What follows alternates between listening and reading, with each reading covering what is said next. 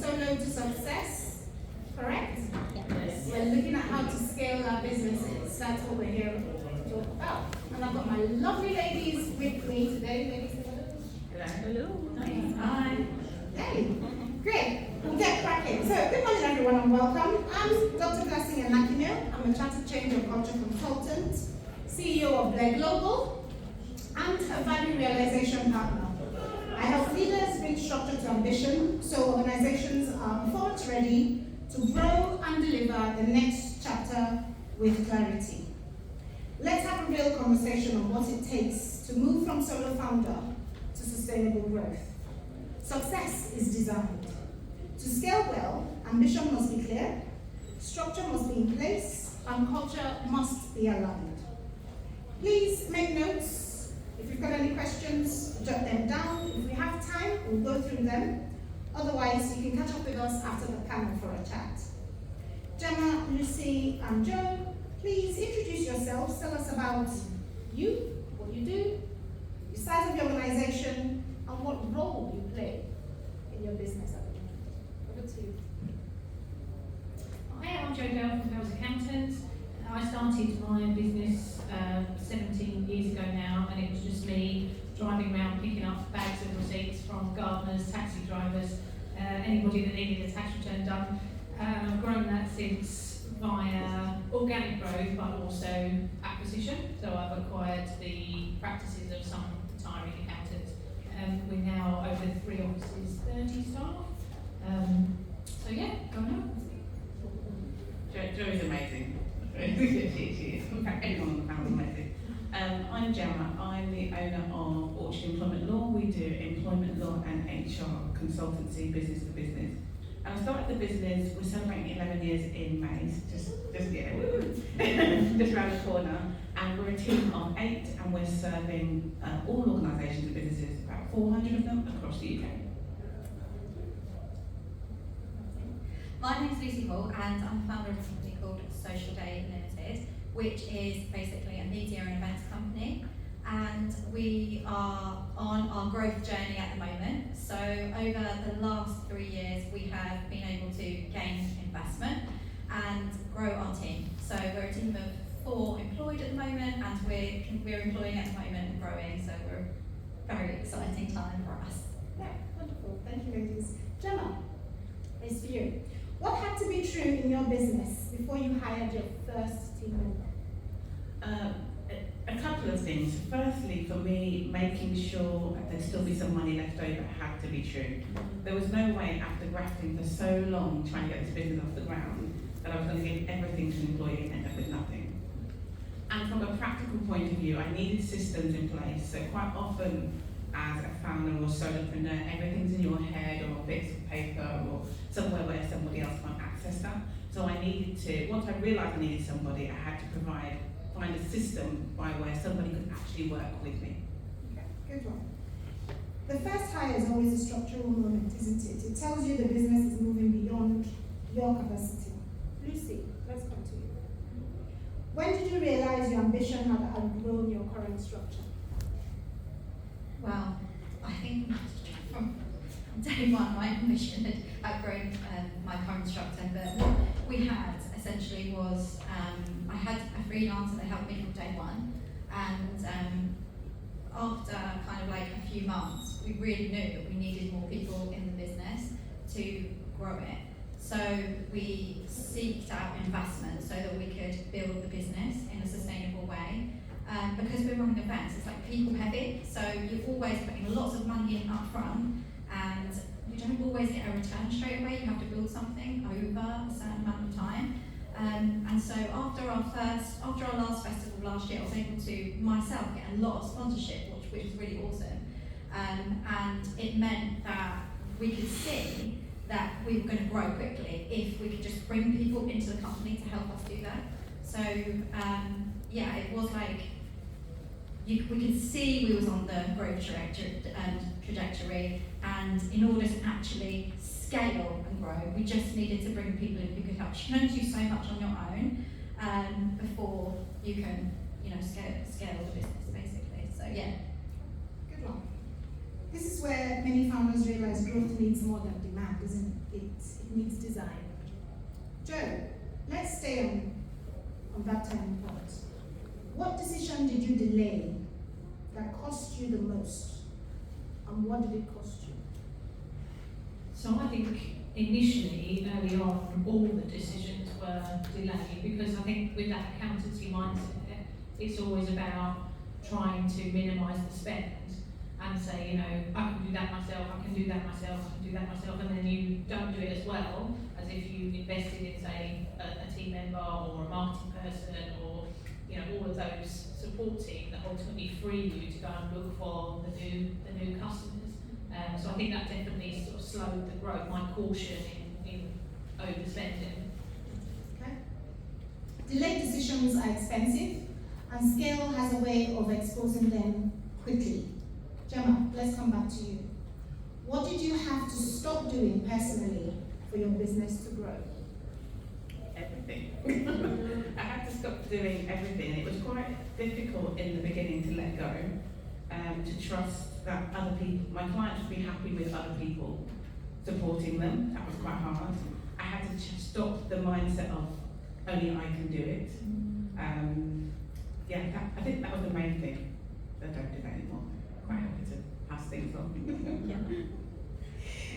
That is the founder shift, isn't it? Moving from doing the work to designing how the work gets done. Jeff, let's come back to you.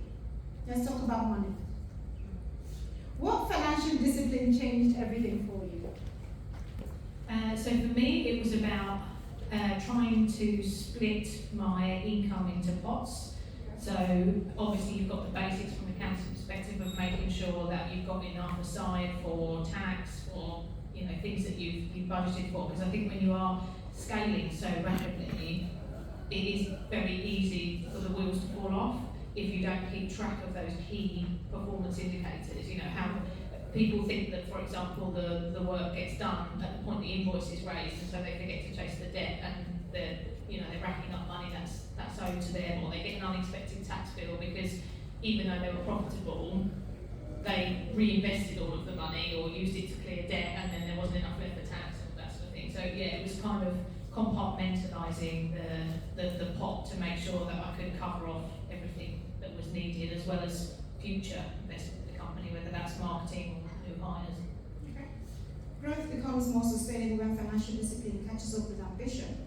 Lucy, same question to you. What financial discipline changed everything for you? Okay, so don't laugh at me, but all I had was, when I first started, it was just like a zero and then a spreadsheet with all of my incomes and outgoings.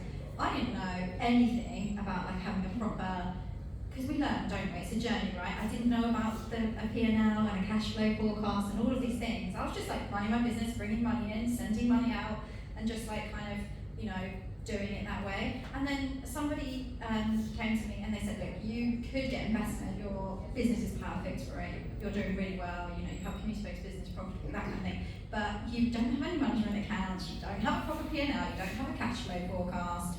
And I was like, yeah, you're right. And I was on the NatWest Accelerator, and I had all of these mentors and people showing me how to do this.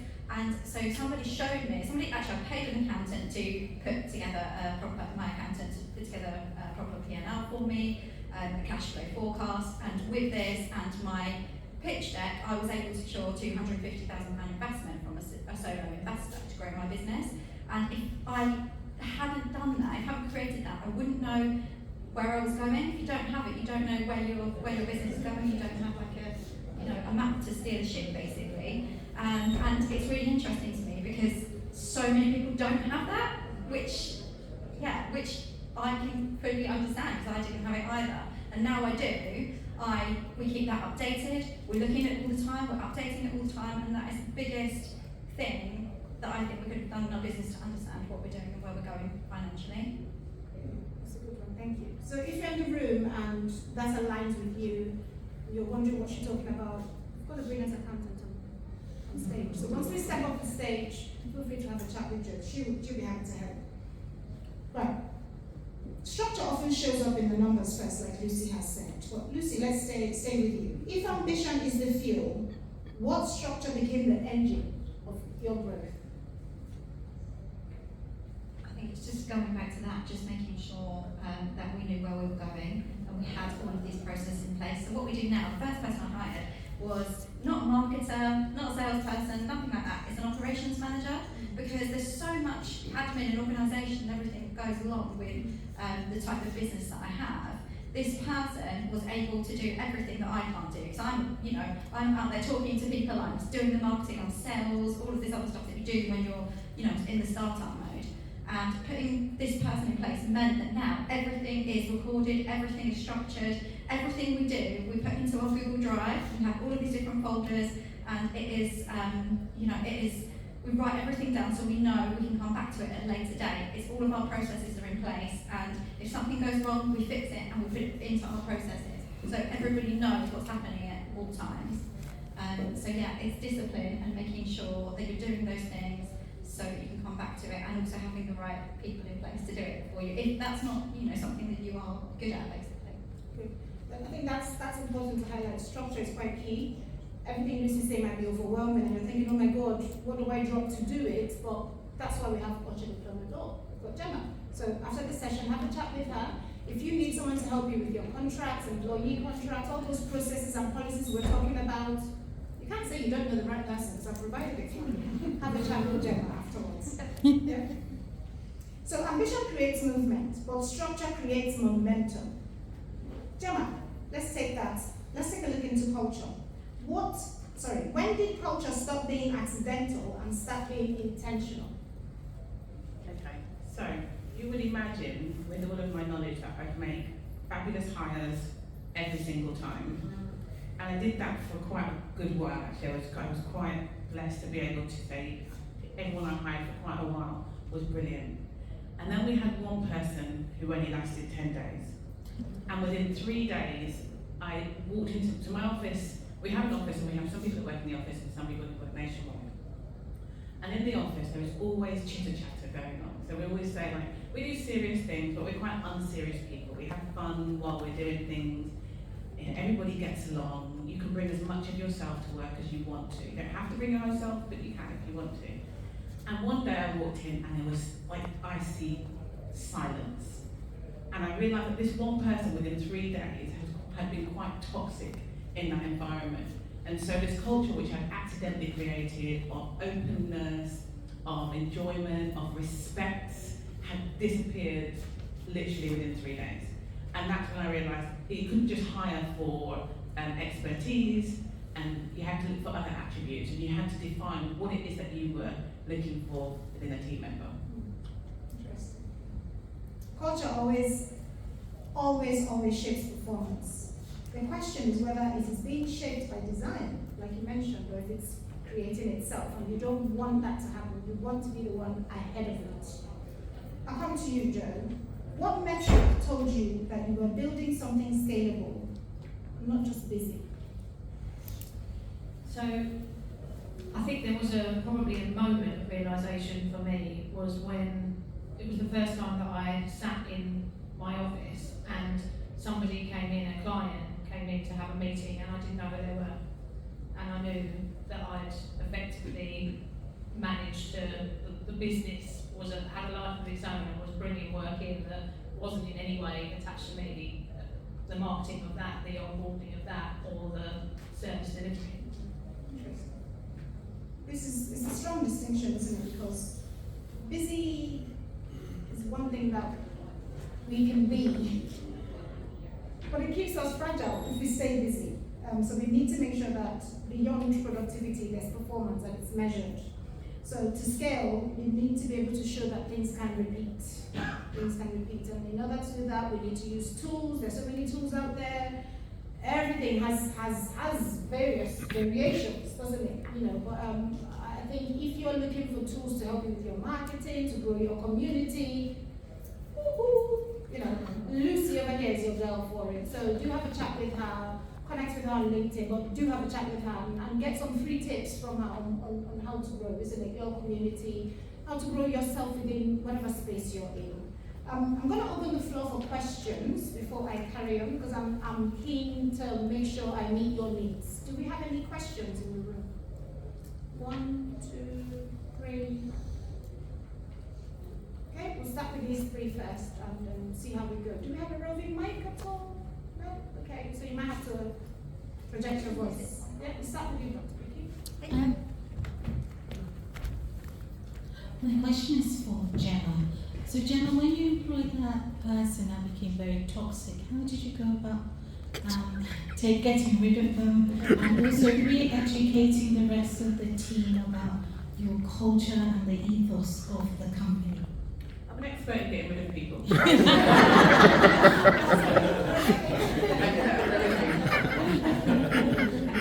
if I'm honest, I even waited too long. Even 10 days was too long. I think I knew, like the morning the woman arrived. I knew. But I thought to myself, let me give her the benefit of the doubt, maybe she's nervous. And each day, it got worse and worse and worse. So I just had a conversation. I was like, look, this is not working. She said, is it me? And I said, yes. It's definitely you, it's not me. And I have a list of reasons why I'm dismissing you.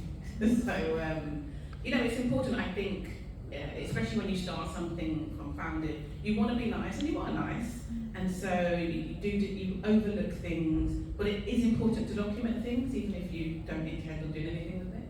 So I just had a conversation and said, yeah, you're gonna have to. It was lunchtime. We went in a co-working space. They were doing free pizza, so everybody went.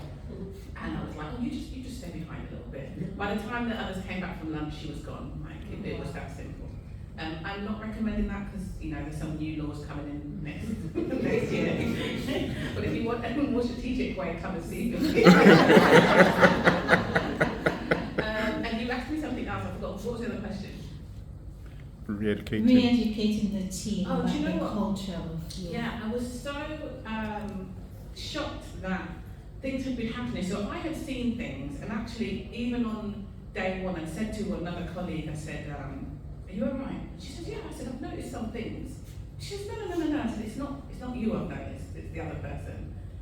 I said, but I just want you to know that I've noticed. So I thought I created this open dialogue of I've noticed, I'm not blaming you, but so I was quite saddened when she left, when they came back and said, oh, by the way, she's not coming back. And then they started to divulge all the other things that had been said in my absence, and I can't be there all the time, nor do I desire to be there all the time. So when I was hearing some of the things that had been said, some things that had been done, all within 10 days, mind you, I was really shocked that I thought I had this great relationship, I thought you could come to me about anything, and that hadn't occurred. So then I had to have individual conversations about the fact that I do have, it's not even an open door policy, you're sitting next to me. And if it's private, you can send me a Teams message. We've got lots of meeting rooms we can go to. And just a reminder that you can speak to me about this is literally what we do. So we had to do that, and then we had to take some time, even though we needed somebody, we had to take some time before going out to hire again, because that had dented confidence with myself, with some of my team members. So yeah, we had to really rebuild and say, well, what is it that we want collectively? What is it that we're doing? And then after that, I started to help use my team members, my staff, as part of the interviewing process. So I wasn't doing that before. So if you have an interview with me, there are 2 interviews. One is with me, and one's with my team. And that's not to say that they have the final say, but they do have input as well. Thank you. Have you ever heard, thanks for that, Jemma. Have you ever heard culture eats strategy for breakfast? Have you heard that before? That's what it is. Culture eats strategy for breakfast. No matter how lovely your strategy is, no matter how beautiful your business plan is, culture can take it out in a hit.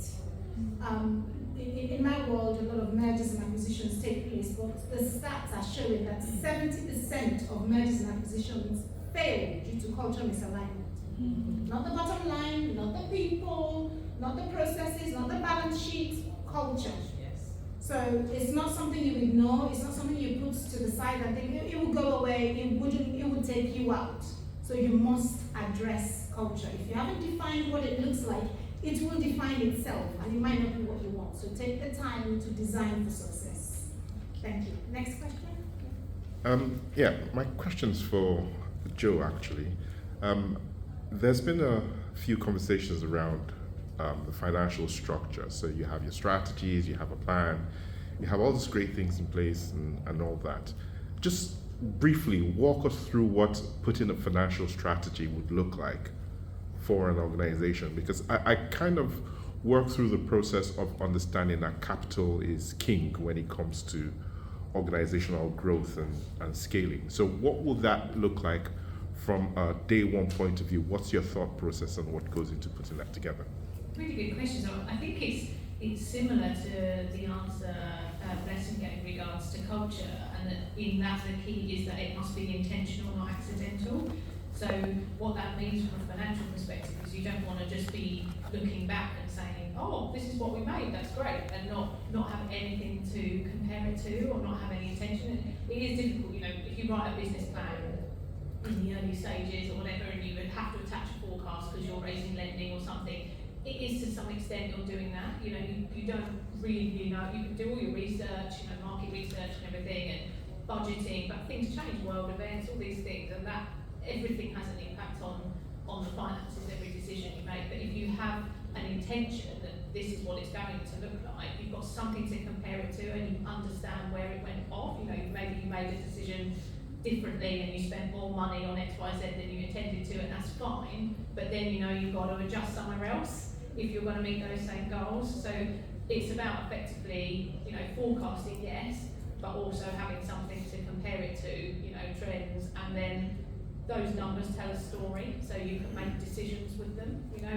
An example of a firm we work with, it was a food distribution company. They were working with canned goods as well as frozen goods. And when the energy crisis came, because we project coded everything as part of that business, and we knew what the frozen foods cost to distribute, because they need frozen lorries, refrigerators, different warehouses. We knew that even though this business was very profitable, millions, they were losing money on the cold foods. So the decision was made to end that side of the business and just continue with the can, which had a lot longer shelf life and a lot less cost attached to them. So they were doing less but making more money.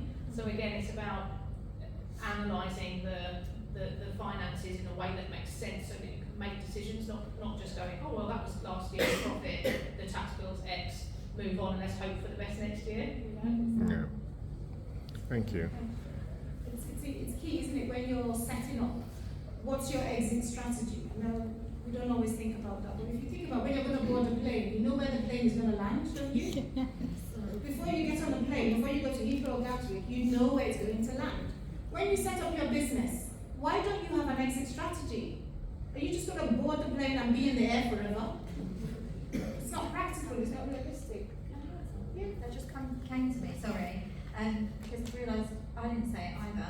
When you do have your forecast, your cash flow forecast, you know exactly when you're going to run out of money, right? Who's ever run out of money before in their business? All right, you're not going to tell me, but who's ever seen, like, in 3 months' time we're going to run out of money, we're in danger, right? So you need to either raise funding through investment, which we did. We used the EIS scheme. Have you ever heard of the EIS scheme? Has anybody raised through it? Anybody raised through it?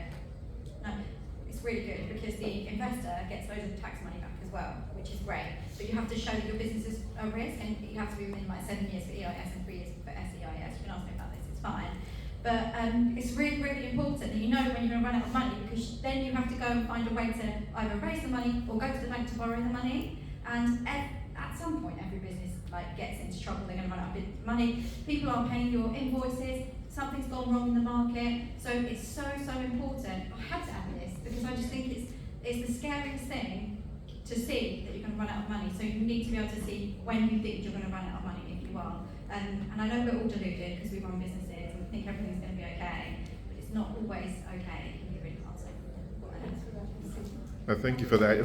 That was my next question. I was going to come back to you, but thank you.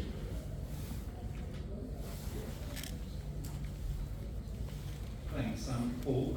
You almost answered my question, but the question was about investment and what are the types of investment and the implications. Do you want me to answer that? Because I can only answer from my perspective of what I know, and maybe even a bit better for this. So you can raise investment, you can do equity investment, which is what I did. So I raised through EIS, which is a scheme, a government funded scheme, where you can borrow money. It's essentially like angel investors and that kind of thing, will invest in your business and you give them a percentage of the business equity.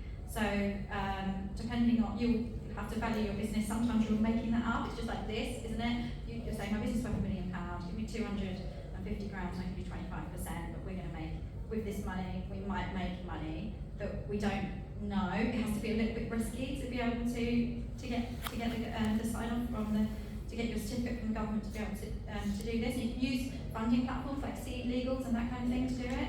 And then there's also, like there's debt. You can get obviously debt funding, which you know, which is like from the banks and that kind of thing, where you borrow money and then pay it back. And you can do like invoice factoring and stuff. So if you like need money, it's quite a big percentage though, which I think can be a little bit risky. But you can borrow money against those invoices. And I'm sure there's loads of other, there's also grant funding that you can get. So you can go on to Innovate if you've got an innovative business, and you can apply for grant funding, which is free money actually, which is really good. But you're giving away a lot of time to do that.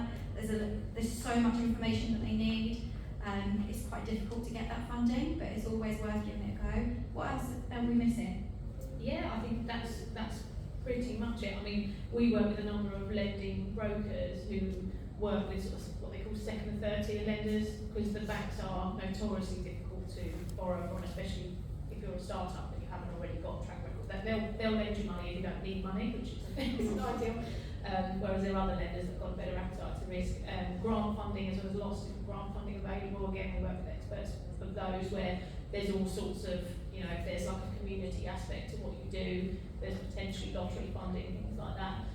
If you don't want to give away shares in the business, then you'd rather look for funding elsewhere. And then our ideal is always to try to help our clients to fund themselves. So that's about, you know, adjusting the income and the expenditure to make sure that they can cover themselves. And if it is absolutely possible to do it without raising funding. If it might be a slightly slower trajectory, but it's, you know, sometimes slow and steady wins the race. So yeah, those are I think the main options. And Lucy, to mention as well, with the EAS and the SEIS, is it correct that for the investor to get their money back, they're looking at you exiting at some point, isn't it? Okay, so you can't sell. They can't make any money within 3 years. I think so. You have to run the business 3 years, and you can't sell it or anything like that. And they can't make any money within that time. But you can still structure the deal in a way that they can earn money from dividends and stuff. So actually, they don't necessarily want you to exit because you might run a long term. You might have a really good partner who's your investor. You would have a long-term business, and then over the years they're able to extract dividends to make their money back. Obviously, that depends on whether you make any profit or not. If you don't make any profit, they're not going to make any money. But like for us, I think eventually we would potentially exit if we knew the company was going somewhere that's going to really look after our business. Because I think, you know, we all go into business to have a lifestyle business. A business is going to make us money for a long time. And some of us go into business to grow something really big and then sell it. And I think you have to be honest with your investor in the beginning. They don't always want you to grow it and sell it. Sometimes they want to build something long term and sustainable. They can make money, but it's worth money, so they could sell their share a bit later potentially, or something like that, and make money as well. So it's just whatever you agree on. Any more questions? Yeah. The mic is somewhere. We'll take it. Thank you.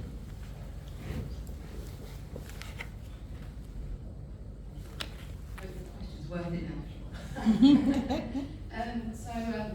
My name's Claire. I've got a life coaching business in the early stages. I was just wondering, because all your businesses are really well established and years in, but in those early days, months, first year or two, how did you look to kind of really upscale, get that message out, get the customers, let people know who you are and what you were doing? I think all three of you can answer. So start with So social media. So marketing, not being afraid to just like talk online. Yes, it's massively cringe, it's really embarrassing, block all your family and friends. But just do it, because it really does work. Like for me, LinkedIn has been incredible. Most of our sponsors and most of our community have come through Facebook in the early days, LinkedIn now. And we're building it slowly and sustainably, and because I've been at this for like more than 10 years now, to be honest, but in those early days I was managed to get lots and lots of freelance clients when I first started freelancing. When I had a little baby and I started freelancing, that's how it sometimes starts. And I got so many clients and became quite well known within my niche at the time, and that was just from sharing my expertise online. So that's one of the first things I'd say, to just get going. It doesn't take very much time, and you know your stuff, right? Yeah. Yeah, I second what Lucy said, but also in the early days, I was networking queen. I networked breakfast, lunch, and dinner. I literally got on 2 stone networking. I would go everywhere. That was cheap and cheerful, and it did work. I'm still getting people call that say, "Oh, I met Jemma 8, 9, 10 years ago," or somebody recommended somebody from someone I met a long time ago. As time went on, I would go to the opening of an envelope, literally, but as time went on and I became more busy, but also I was watching my pennies, I then would review my networking. I think that's quite important. Everyone says network, do it, but then review it. So for me, I would network everywhere. I would be in London, I would be in Kent, I would be in Essex. I didn't just limit myself to my locality. I'd network absolutely everywhere. And then I would take those connections out of the reel and then online. So I connect with people on LinkedIn, or at the time I was using Twitter, now X. And so I would keep those conversations going. And so sometimes I hadn't seen somebody for 6 months, but then I would see them, but we've been in touch. And I would keep myself visible. So that's what I did in the early days. But I do say once you do start to become established, I think you have to be more strategic about where and how and when you network. So for me, I'm quite fortunate that I'm in an industry where people know they need you, so they will look for you. That does make it easier online. It's just about making sure your website's optimised and all of that sort of thing, so that you get found by the right people. But my main focus early on was purely reputational, because I knew that if I did what I promised, and if I, saved them as much tax as I could, as well as helping them increase profit, that word would spread by itself and people would tell people who told people. So yeah, for me it was just about how can I add as much value as possible for the fees that I charge, that lots of people see as an overhead for their account, and I tried to change that perspective and show that I was adding value, and then I let the business do its thing. Thank you. I think to add to that as well is creating your own ambassadors. It could be maybe let's say your sessions as a coach, maybe you offer say 90 minutes, 120 minutes as your normal session, but you can do a bite-size 30 minutes free. But don't class it as free. You want something in return. It could be that they give you a Google review, or they recommend someone else. So there's trade going on there. So you're getting value for your value that you're offering. So don't just do it for free for friends and family, because they don't value it. Yeah. So find someone that's your actual niche and offer them something in return for something, because that's still trade. Yes, sir? My name's Dr. Anne. I've got a question for all the panel. As we grow our businesses from solopreneur and right the way through, quite often we've found ourselves wide awake at night for worry. Can I ask the question here, what was it that kept you awake at night, and how did you get over that? Good one. Joe? I'm usually so exhausted. It doesn't pick me up. I mean, there's all sorts of things. I mean, there's people problem. A lot of the time, if I'm awake, it's because I don't immediately know an answer. You know what I mean? And then I'm thinking, where in my network have I got to go? What expertise do I need? What do I need to find to be able to kind of solve this problem? But I do think you have to have an element of being able to compartmentalise things. To be able to sort of function at home and with family and all of that sort of stuff, because it can be a barrage. Yeah, I think maybe it's a personality type, because I'm asleep before my head hits the pillow. To be honest with you. And you know, it's not that I don't have problems now, you just have different problems. You have problems could be not enough clients, or too many clients, or not enough money, or not knowing where to invest. So I'm always just looking at the next thing. I can't say I've had sleepless nights. I have had issues, but I can't say I've had sleepless nights.